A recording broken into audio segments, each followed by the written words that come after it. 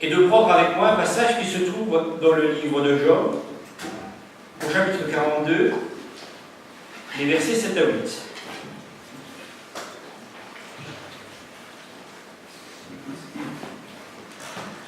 Vous connaissez l'histoire de Job, cet homme qui était intègre. Intègre ne veut pas dire parfait. Intègre, c'est une personne qui est complète, qui est entière. Et Job était de cette personne qui était entière pour le Seigneur.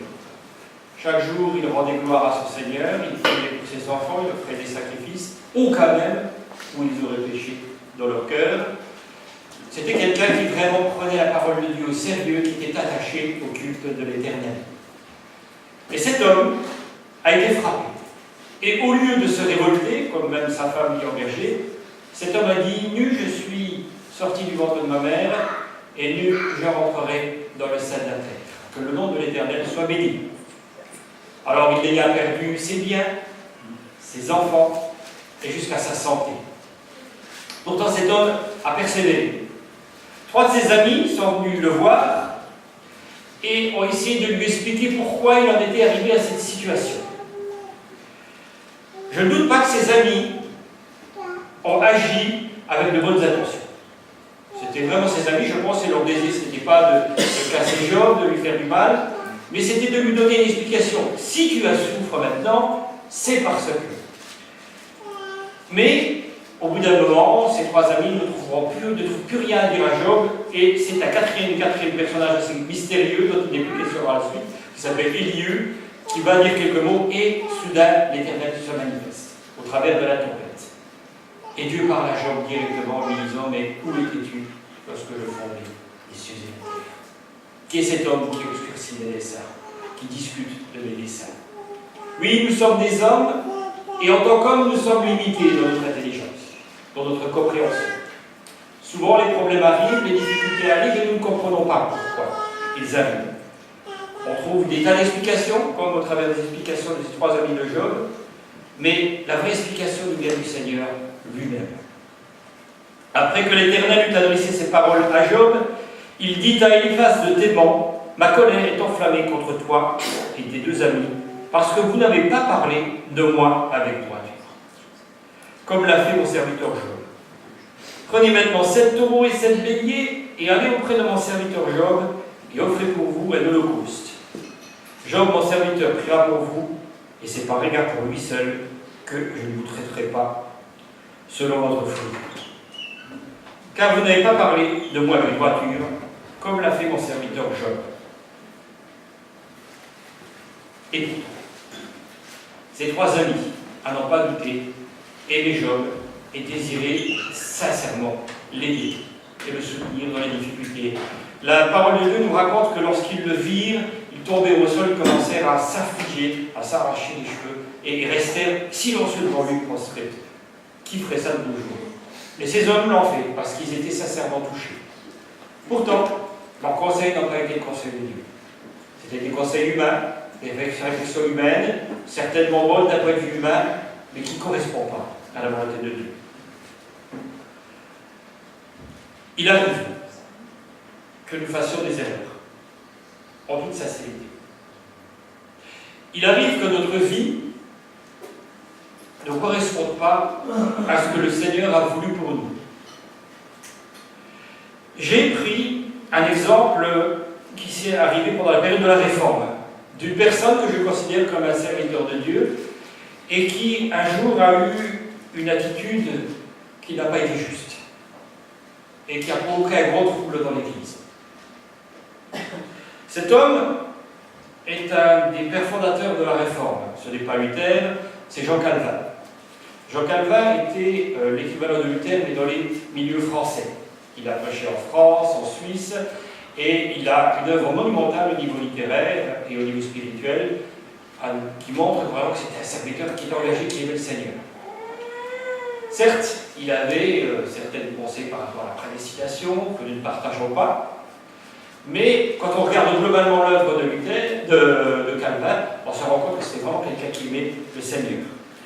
Et un jour, il a été confronté avec une situation un petit peu difficile, puisque dans la ville où il avait installé son église, à Genève, Il y avait un homme d'origine espagnole qui s'appelait Michel Servet, qui avait des positions un petit peu curieuses sur l'Évangile et sur la personne de Jésus. Il refusait de reconnaître Jésus comme étant Dieu lui-même, tel que l'enseigne la parole de Dieu. Un certain nombre de péripéties sont arrivées et qui ont amené Calvin à autoriser et à justifier l'exécution de cet homme. Des années après, l'Église s'est rendue compte que c'était une erreur. Non pas que Michel Servet, dans sa doctrine, était dans la vérité, mais que le royaume de Dieu ne se manifeste pas sur terre au travers de la puissance des hommes. Et qu'il ne nous appartient pas, à nous, dans cette dispensation, de faire la justice de Dieu en utilisant la justice des hommes. Alors, les fils respectueux, reconnaissant Calvin un homme de Dieu, ont décidé d'expier la part d'intolérance qui était dans l'œuvre du grand réformateur. Et en 1903, ils ont érigé à Genève, à l'endroit même où cet homme a été supplicié, un monument commémoratif qui avait pour but de présenter ses excuses, non pas par rapport au péché, mais par rapport à l'acte d'intolérance qui a été perpétré par ce grand réformateur. Quel que soit un homme, un serviteur, il reste et demeure un homme. Si vous regardez l'homme, si vous me regardez moi, vous verrez certainement, si vous regardez le bien, des défauts. Nous ne sommes pas parfaits. Nous sommes des gens qui cherchent la volonté de Dieu, nous lisons la parole de Dieu, nous prions, nous louons le Seigneur, mais il arrive des moments où, quelque part, on passe à côté de la volonté de Dieu. On peut se poser la question et juger facilement un serviteur qui a agi comme ceci, et dire cet homme n'était pas inspiré de Dieu. Mais réfléchissons bien, regardons nos propres erreurs, et posons-nous la question, est-ce que moi je suis toujours dans le plan de Dieu? Soyons donc sages et recherchons la volonté de Dieu en toutes choses pour notre vie. Le message que je veux vous apporter, en quelques mots, je n'ai pas l'intention d'être très très lent, c'est l'erreur que nous pouvons faire, mais aussi, et peut-être que ceci, nous prêchons moins souvent à ce sujet-là, c'est la réparation de l'erreur. Parce que s'il peut arriver que nous nous trompons, il arrive beaucoup moins souvent que nous cherchions à réparer l'erreur que nous avons perpétrée. Les fils respectueux de l'œuvre de Calvin ont agi en érigeant un monument. Comment est-ce que j'agis moi lorsque j'ai fait quelque chose qui n'est pas dans la volonté de Dieu? Qu'est-ce qui peut faire en sorte que nous ne faisons pas toujours la volonté de Dieu? Il y a plusieurs raisons. La première raison, c'est une position intransigeante que nous pouvons avoir. Nous pouvons considérer que nous marchons dans la volonté de Dieu et que quelque part, si une personne s'oppose à nous, eh bien, elle est en dehors de la volonté de Dieu. Et nous pouvons à ce titre être excessivement sévères, comme l'a été donc Calvin avec cet homme. Calvin était persuadé que le royaume de Dieu pouvait être fondé sur terre. Et il avait érigé Genève et son église et sa ville comme quelque part le royaume de Dieu institué sur terre. Ça partait certainement d'un désir sincère de faire la volonté de Dieu, mais malheureusement nous nous rendons compte que le monde tel que nous le voyons aujourd'hui n'est pas sous la gouvernance du Seigneur. L'Épître aux Hébreux nous dit que nous ne voyons pas aujourd'hui que toute chose lui soit soumise. Nous vivons encore dans un monde qui est sous la puissance du malin, et nous savons que, sauf au retour du Seigneur, où le Seigneur viendra dans les nuées, cette terre et ce monde restera sous l'influence du prince de la puissance de l'air. Il avait donc une vision intransigeante, une vision doctrinale qui est très très dure, et il n'a pas médité ce passage dans 2 Jean 1,9 qui dit « Quiconque va plus loin ne demeure pas dans la doctrine de Christ, n'a point Dieu. Celui qui demeure dans cette doctrine a le Père et le Fils. » Allez plus loin. Allez plus loin que ce que le Seigneur nous demande. Notre serviteur Jean-Pierre nous parlait dernièrement des Juifs de Béret. Chaque jour, écoutez la prédication d'apôtre Paul et regardez dans la parole si ce que leur enseignait était la vérité. Voilà quel est notre réflexe, quel devrait être notre désir, c'est de rechercher chaque jour si l'enseignement que nous recevons est de la parole de Dieu. Nous avons besoin, et je crois que le peuple de Dieu, dans ces temps qui sont les derniers, a besoin d'apprendre à serrer la parole et à la serrer sur son propre cœur. Nous avons besoin de rechercher la présence de Dieu. Les temps que nous vivons sont des temps difficiles. La parole de Dieu nous dit que si ces temps étaient abrégés, personne ne serait sauvé. Mais qu'à cause des élus, le Seigneur va abréger ces temps. Nous lisons dans l'Apocalypse un passage qui nous dit que l'ange qui doit amener la parole de Dieu dit à un moment qu'il n'y aura plus de délai. Il y a un moment où les portes de l'arche vont se fermer. Il y a un moment où il n'y aura plus de délai de grâce et où le monde devra s'attendre au jugement du Seigneur. Mais dans l'attente de ce jour, il nous fait encore jour. Et nous devons travailler pour la gloire de Dieu. Nous devons rechercher sa volonté. Nous devons rechercher sa parole. Et aussi juger nos actes en fonction de cette parole, en fonction de l'appel de Dieu pour nous. Quiconque va plus loin ne demeure pas de la doctrine de Christ. Nous pouvons chacun avoir des convictions par rapport à la nourriture, à la musique, à la relation de couple. Mais elle ne nous donne en aucun cas le droit de condamner ou de juger une autre personne. Telle personne croit pouvoir manger de la viande, tel autre pense qu'il ne faut manger que des légumes, dit Paul. Que chacun agisse avec une pleine conviction. Savério me disait dernièrement, tu sais, pour la distribution de calories, tu devrais un petit peu pousser un petit peu les gens. Et j'ai réfléchi, je me suis dit non. Il est important que si nous faisions quelque chose, nous le fassions sur la plume de Dieu. Il ne sert à rien que toute une église se mette à une œuvre si elle le fait uniquement parce qu'elle y est poussée et elle y est obligée. Il est nécessaire en toute chose d'agir par la foi, d'agir poussé par la conviction que le Seigneur nous donne. Mais veillons surtout à ce que notre conviction ne soit pas une occasion de chute pour un frère ou une sœur. Alors si j'ai une liberté, que ma liberté ne soit pas jugée par quelqu'un d'autre. Sachant être sage aussi lorsque nous parlons à des... Je sais que j'ai des goûts, j'ai des vues un petit peu particulières, et certaines personnes me disent quand tu peux, en tant que chrétien, regarder ceci ou voir cela.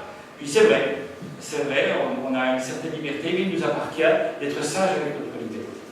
Et de ne pas les caler, afin de ne pas être à risque de chute pour quelqu'un. Alors je demande pardon si j'ai pu choquer des personnes avec certaines déclarations, si j'ai pu dire des choses qui ont pu choquer des personnes.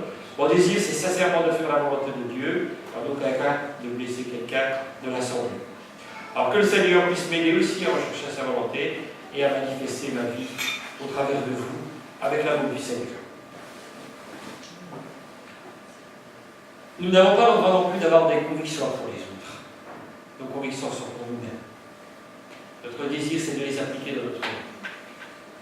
Si je suis convaincu de faire ou de ne pas faire une chose, alors je me réjouis, parce que je suis dans la paix, parce que j'ai la joie, et je fais quelque chose que le Seigneur me demande. Mais je n'ai pas le droit de la poser à quelqu'un d'autre.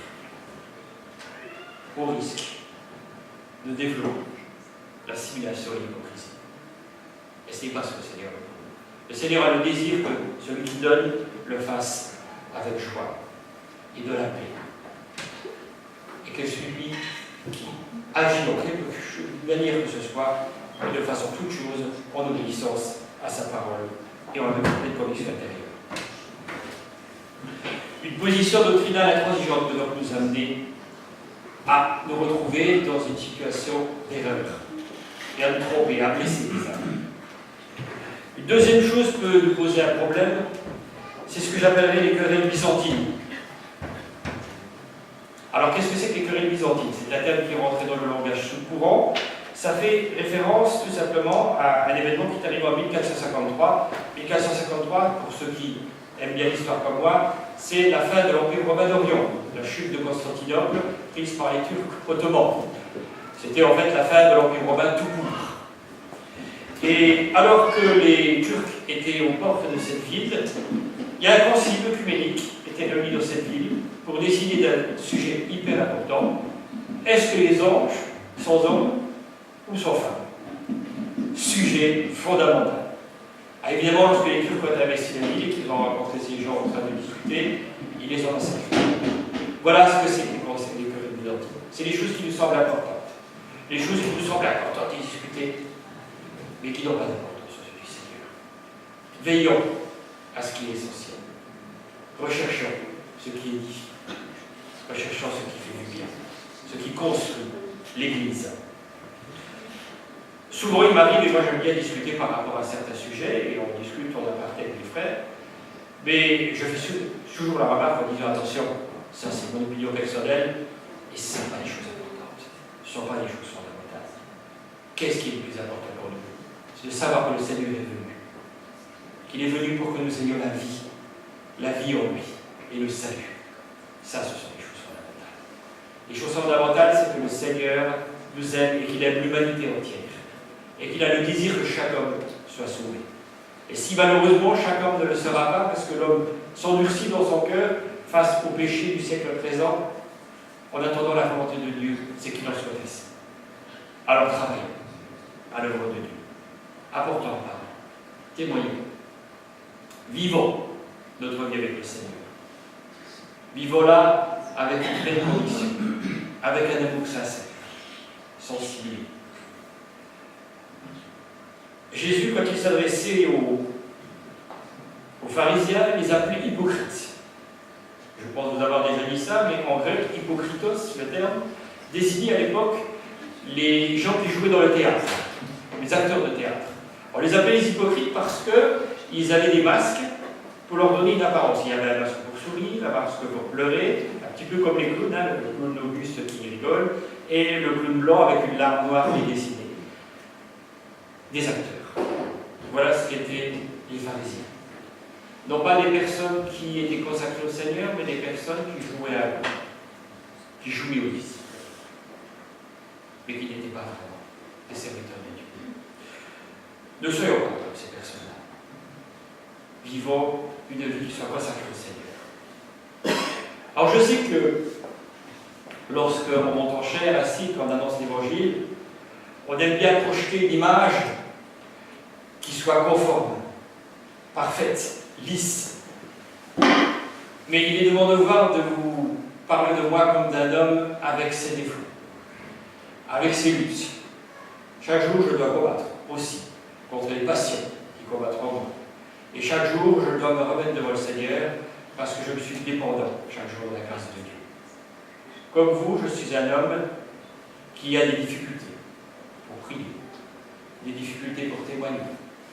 Je n'ai pas trop de difficultés pour lire la Bible, mais quelque part, je suis mené chaque jour et mis en face de beaucoup de problèmes. Mais par la grâce de Dieu, j'ai appris une chose, c'est que notre Dieu est un Dieu de miséricorde. Et que si nous ne sommes pas parfaits, notre Dieu est prêt à nous donner la main pour nous amener dans le chemin de la sanctification.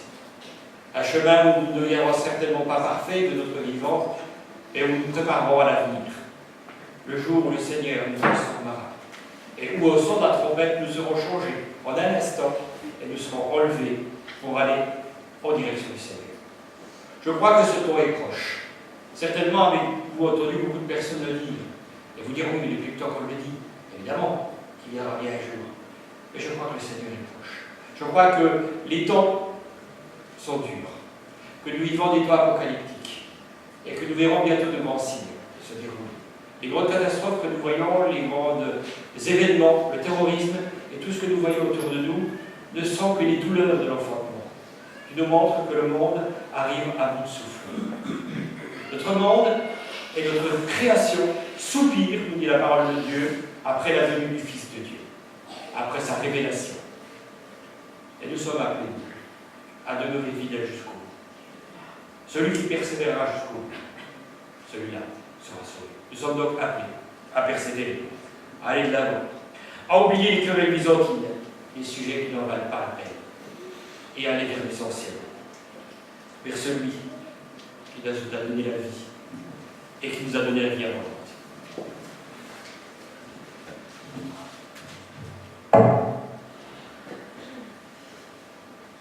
Se rendre compte qu'on a fait une erreur est une chose.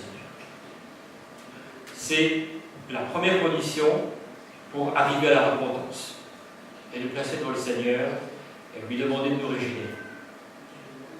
Mais ce matin, le Seigneur m'a amené à vous parler du principe de l'expiation.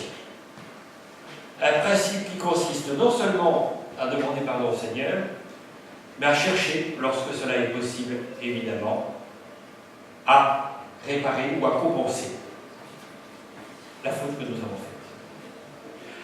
Alors, j'ai bien conscience que dans certaines situations, il n'est pas possible de réparer certaines choses. Et ce matin, je ne désire pas laisser un fardeau sur le cœur des personnes qui ont vécu des choses dans leur vie et qui en souffrent aujourd'hui, sachant qu'ils ont fait dans le passé des erreurs, et qui se rendent compte qu'ils n'ont plus la possibilité maintenant de les réparer. Évidemment, si une personne est décédée, si le temps a passé à tel point que les gens sont disparus, il n'est plus possible de restaurer certaines choses. Nous devons, dans ces conditions-là, compter sur la miséricorde de notre Dieu. Et savoir que Dieu connaît notre cœur et notre repentance sincère. Et que notre Dieu, dans ces conditions-là, pardonne. Mais si nous avons la possibilité de revenir et de réparer l'acte, le Seigneur nous donne des ouvertures. Le Seigneur nous donne des possibilités. Alors il faut savoir que dans l'Ancien Testament, il y avait un principe. En fait, il y avait deux principes de réparation. Le principe d'équivalence, qu'on appelle la loi du talion, et le principe de l'ajout d'une pénalité supplémentaire, je le dirais, comme je le définirais. Alors vous connaissez la loi du talion, œil pour œil et donc pour dent. Ce qu'une personne a fait, on lui fera la même chose, et nous lisons ça dans le Lévitique, au verset 24 et verset 17 à 20. Celui qui frappera un homme mortellement sera puni de mort. Celui qui frappera un animal mortellement le remplacera. Vie pour vie. Si quelqu'un blesse son prochain, il lui sera fait comme il a fait, fracture pour fracture, œil pour œil, dent pour dent. Il lui sera fait la même blessure qu'il a fait à son prochain. C'est très dur comme loi, et l'application devait être très très compliquée. Mais nous étions à la loi à l'époque et on ne plaisantait pas avec ces choses-là. C'était donc le principe d'équivalence, le principe italien. Mais il y avait un autre principe qui était développé, nous lisons aussi dans le livre du Lévitique, mais au chapitre 5, lorsque quelqu'un commettra une indignité et péchera involontairement à l'égard des choses consacrées à l'Éternel, il offrira en sacrifice de culpabilité à l'Éternel pour son péché un bélier sans défaut, prix du troupeau, d'après ton estimation en cycle d'argent, selon le cycle du sanctuaire. Il donnera, en ajoutera un cinquième, la valeur de la chose dont il a frustré le sanctuaire, et il la remettra au sacrificateur. Et le sacrificateur fera pour lui l'expiation avec le bélier offert en sacrifice de culpabilité, et il lui sera pardonné. Donc là, on ne se contentait pas simplement de présenter un sacrifice pour le pardon, mais on offrait une valeur supplémentaire. On se disait, il y a eu péché, il y a eu blessure, alors je cherche à réparer. Je ne sais pas si ça vous est déjà arrivé de blesser quelqu'un ou de faire du mal à quelqu'un. Je pense que ça nous est tous arrivé, peu ou prou, à un certain moment. Et à ce moment-là, nous avons deux solutions. Soit entre le temps passe et qu'on oublie, et il reste toujours un souvenir quelque part. Et on y pense, même si la personne ne pense pas, on y pense, et ça peut nous faire quelque chose. Ou le Seigneur peut nous amener à avoir une attitude positive. C'est de venir face à la personne et de chercher une guérison. De chercher une guérison dans la relation qui a été rompue entre elle et lui. Quelquefois, cette guérison passe par l'humiliation.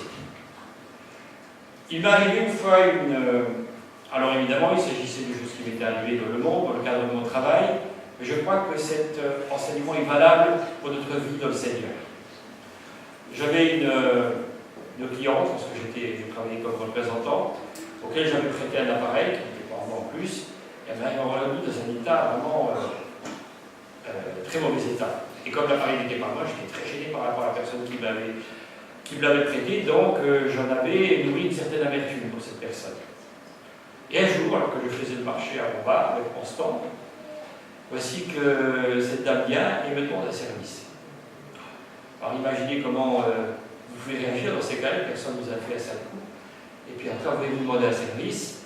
Et je dois avouer, et je suis triste de le dire, mais je vous le dis maintenant, j'avais une certaine amertume en moi et j'ai eu le désir d'être le moins collaborateur possible. Ce qui fait qu'une fois, deux fois, trois fois, je lui ai dit oui, je viendrai regarder et je n'ai plus jamais eu. Et au bout d'un certain moment, la personne, elle est venue, elle était très en colère, parce qu'elle s'était rendue compte que je me moquais d'elle. Et elle m'a dit, vous ne vous rendez pas compte comment vous vous comportez et tout. Et à ce moment-là, j'ai compris. J'ai compris que je n'avais pas agi correctement.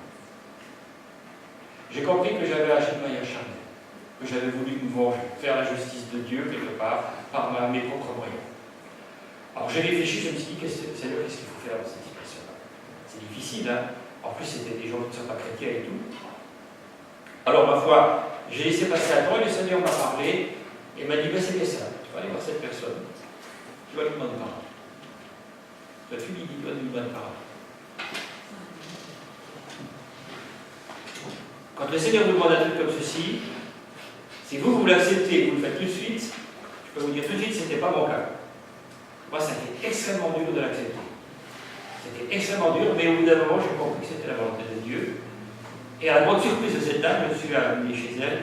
Elle m'a dit, écoutez, je suis désolé. C'est vrai que j'ai raison. Je vous en voulais, pour certains nombre de raisons, je vais expliquer. Mais voilà, je viens vous présenter vous demander pardon, tout simplement parce que je n'ai pas agi comme ça, parce que j'ai fait. Et j'ai rajouté un cinquième, c'est-à-dire que je lui ai réparé gratuitement le problème qu'elle avait demandé. C'était un petit peu comme ça que le Seigneur m'a donné de vivre la situation avec cette personne-là. Alors, lorsque nous agissons ainsi, nous attendons une réaction de la part de la personne en face. Mais quelque part, le Seigneur m'a appris à ne pas attendre une réaction. Lorsque nous obéissons au Seigneur, lorsque nous faisons ce que la joie du Seigneur nous demande de faire, la joie que le Seigneur nous donne est la plus grande des récompenses.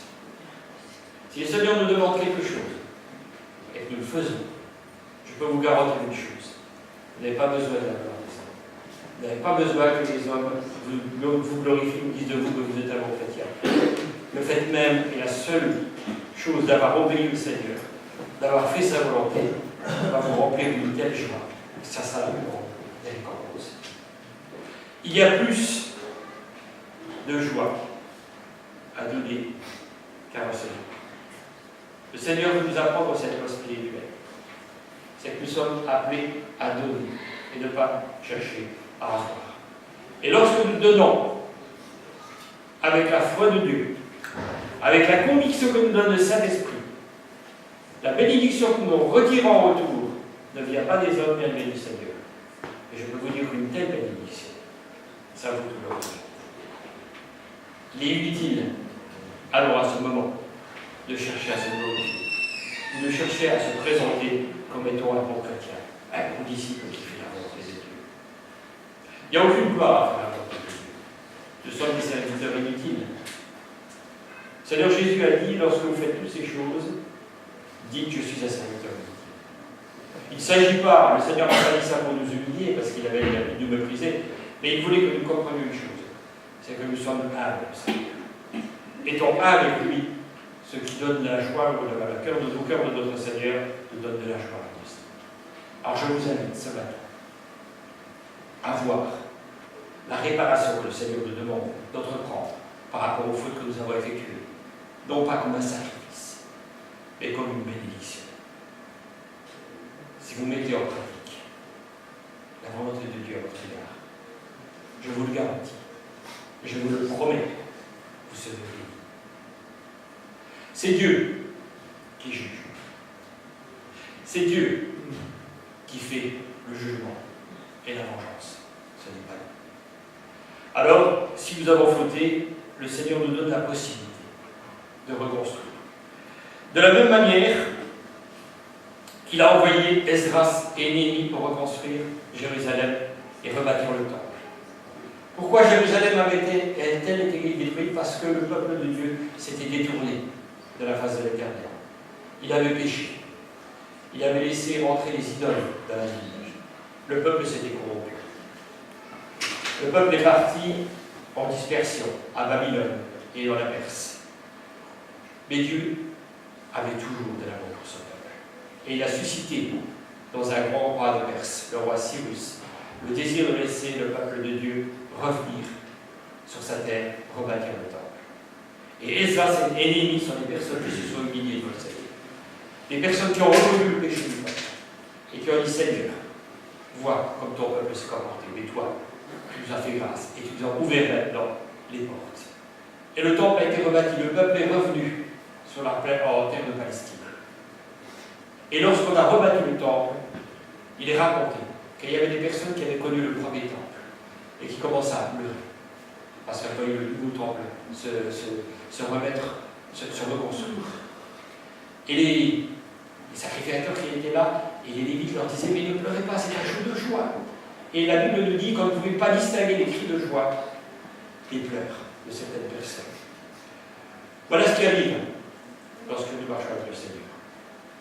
Nous pouvons certainement être saisis par l'émotion, certainement pleurer parce que nous pensons à la faute passée, mais nous pouvons aussi nous réjouir parce que nous pensons à l'avenir, nous pensons à la restauration, nous pensons à la guérison. Notre Dieu est un Dieu de guérison. Je veux lui dire encore une dernière chose.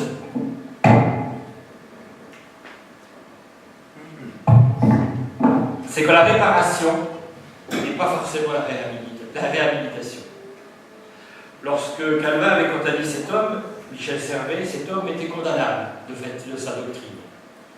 Il refusait de reconnaître Jésus tel que la Bible le présente réellement.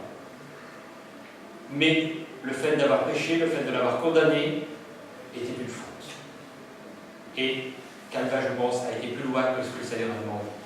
Et il était nécessaire donc d'expier cette faute, mais pas de réhabiliter le péché.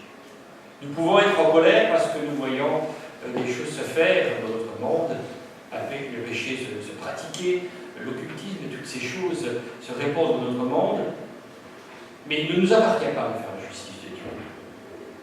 Le pardon, la grâce et la miséricorde n'est pas la réhabilitation du péché. Dieu ne justifiant pas le péché. Je n'ai pas voulu participer à l'époque aux manifestations contre le mariage des homosexuels. Non pas parce que j'étais pour ou en fait j'étais favorable à ça, bien au contraire, mais parce que j'estime que nous n'avons pas, en tant que peuple de Dieu, à nous joindre aux gens de ce monde pour condamner un fait social. Le monde ne va pas aller mieux. Et je crois qu'il est inutile d'imaginer que nous pourrons par nous-mêmes changer la société. Mais le Seigneur, lui, le peut. Il peut susciter un esprit de réveil. Il peut réveiller les consciences de l'humanité. Mais c'est lui qui le fait, et pas nous. Alors nous restons à notre place. Annonçons l'évangile. Cherchons premièrement la volonté de Dieu. Si on s'oppose à nous, c'est normal. Le Seigneur l'a dit. Ne vous inquiétez pas qu'on vous persécute. Ainsi ont-ils agi avec les prophètes. Il est donc normal que nous soyons rejetés par les gens de ce monde. Mais cherchons à rester à notre place et à annoncer l'évangile et l'amour du Seigneur en toute vérité. Voilà la mission que le Seigneur nous donne de remporter dans ce monde.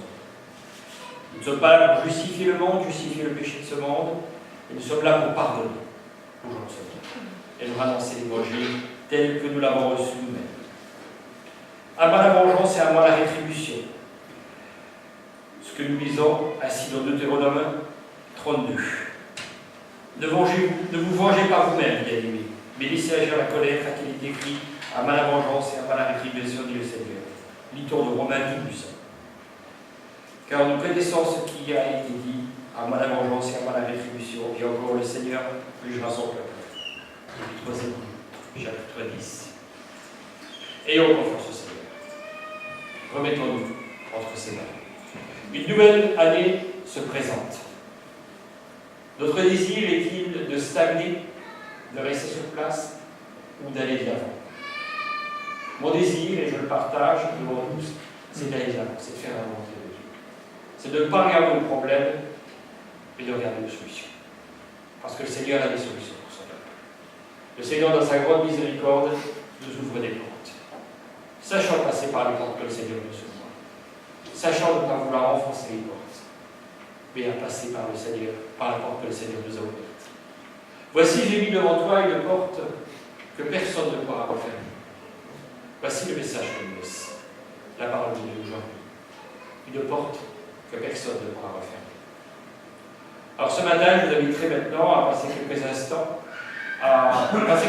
de la prière et à réfléchir à cet appel qui vous a été fait en quelques mots et en peu de temps, la faute et la réparation. Le Seigneur ne nous laisse pas de la détresse. il nous propose une solution. À nous de la saisir par la foi. À nous d'agir avec confiance et avec détermination. Le Seigneur est vivant. Amen. Alors je vous propose de passer quelques temps dans la prière et de nous placer dans le Seigneur. Si une personne reçoit un appel du Seigneur, reçoit quelque chose et qu'il veut l'exprimer, réagissons vraiment dans toute la liberté du Fils de Dieu.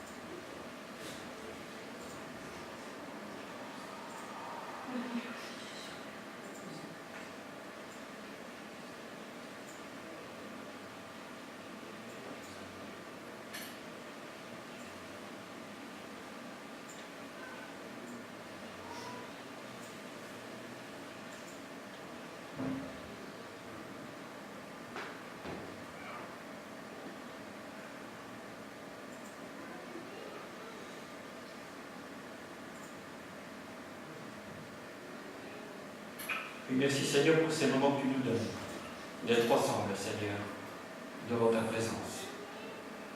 Merci pour ce message que tu nous laisses pour cette nouvelle année qui arrive. Ce message d'espoir, ce message de confiance. Tu es là Seigneur, tu n'abandonnes pas ton peuple. Ô Seigneur, nous nous remettons entre tes mains.